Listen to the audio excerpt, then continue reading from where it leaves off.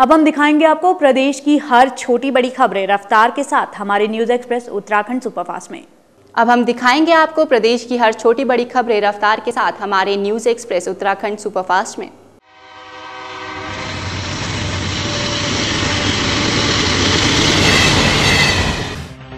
राजधानी के आईएसबीटी से चलने वाली उत्तराखंड और यूपी परिवहन की बसों के आगमन और प्रस्थान के समय का यूटीसी के प्रबंधन निदेशन ने आईएसबीटी में सर्वे कराया। वहीं इस दौरान उनमें सवार यात्रियों का भी आकलन किया गया।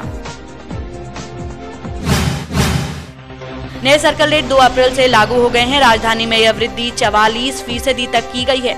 जहां जमीनों की खरीद फरोख्त अधिक है, उन स्थानों में यह प्रतिशत अधिक रहने की संभावना है।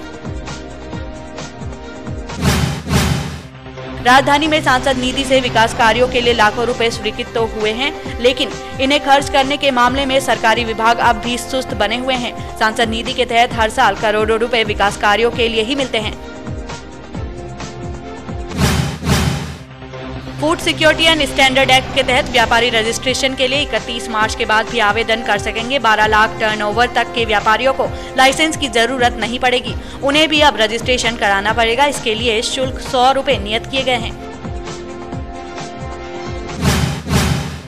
गढ़वाल विश्वविद्यालय की परीक्षा इस बार छात्रों के लिए मुसीबत का सबब बनती जा रही है। परीक्षा में बैठने से पहले ही छात्रों को प्रवेश पत्र की तलाश करने और फिर उनमें मिल रही गलतियों को ठीक कराने की परीक्षा देनी पड़ी है। किसी का नाम गलत है तो किसी के विषय। हालांकि 4 अप्रैल तक परीक्षा स्थगित होने के कारण छात्रों को कुछ राहत मिली है। शिक्षा में ऊंच नीच की अब कोई खाई नहीं रहेगी। गरीब के बच्चे भी अमीरों के साथ बेहतर और महंगी पढ़ाई कर सकेंगे। ये सभी सपने प्रदेश की आम जनता को दिखाए गए थे, लेकिन धरातल पर इस पर कोई कार्रवाई नहीं की गई। पिछले 2 साल से शिक्षा का अधिकार कानून लागू है, लेकिन हालात अब भी बदले नहीं हैं। बढ़ती गर्मी के साथ ही त्वचा संबंधित बीमारियों का खतरा भी बढ़ जाता है। जरा सी लापरवाही त्वचा को नुकसान पहुंचा सकती है। ऐसे में विशेषज्ञ चिकित्सकों की माने तो कुछ सावधानी बरते जाने से गर्मियों में होने वाली परेशानी से बचा जा सकता है। सरकारी स्कूलों में किताबें समय पर बंटने जा रही हैं। पिछले साल तक 1ली से 8वीं कक्षा तक के बच्चों को निःशुल्क मिलने वाली पुस्तकों के लिए 4 से 6 माह तक इंतजार करना पड़ा था, लेकिन इस बार उम्मीद है कि समय पर बच्चों को किताबें मुहैया हो जाएंगी और पढ़ाई समय पर शुरू होकर सही समय पर ही पूरी हो जाएगी। प्रदेश में गर्मी ने दस्तक दे दी है। ऐसे में गर्मियों में वन्य जीवों की प्यास बुझाने को लेकर वन संरक्षण ने राजाजी और जिम कॉर्बेट पार्क के अधिकारियों को पार्क परिसर में छोटे छोटे बांध और तालाब बनाने के निर्देश दिए हैं, जिससे कि वन्य जीवों की गर्मियों में प्यास बुझाई जा सके। 120 मेगावाट की व्यासी जल विद्युत परियोजना पर कार्य शुरू करने की प्रक्रिया अंतिम दौर में है। केंद्र सरकार का उपक्रम नेशनल प्रोजेक्ट कंस्ट्रक्शन कंपनी से पावर हाउस के निर्माण के लिए समझौता हो गया है।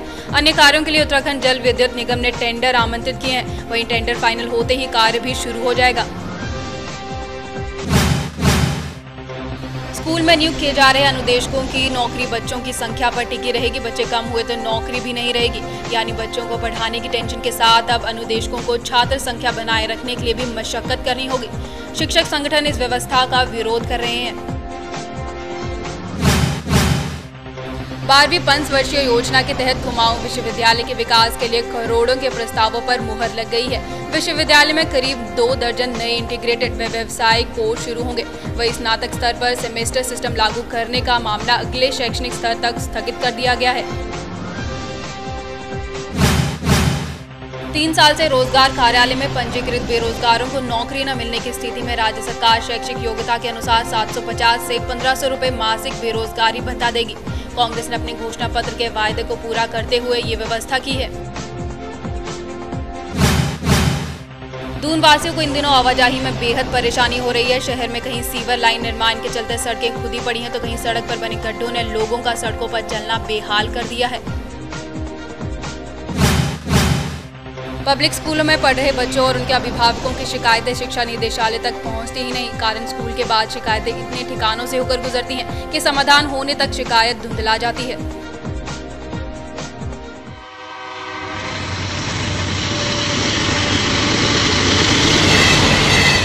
आज की इन खबरों में बस इतना ही। उत्तराखंड की ताज़ा तरीन खबरों के लिए देखते रहिए रोजाना सुबह 9, शाम 6:30 और 9:30 बजे आपका अपना न्यूज चैनल सौभाग्य मिथिला। नमस्कार।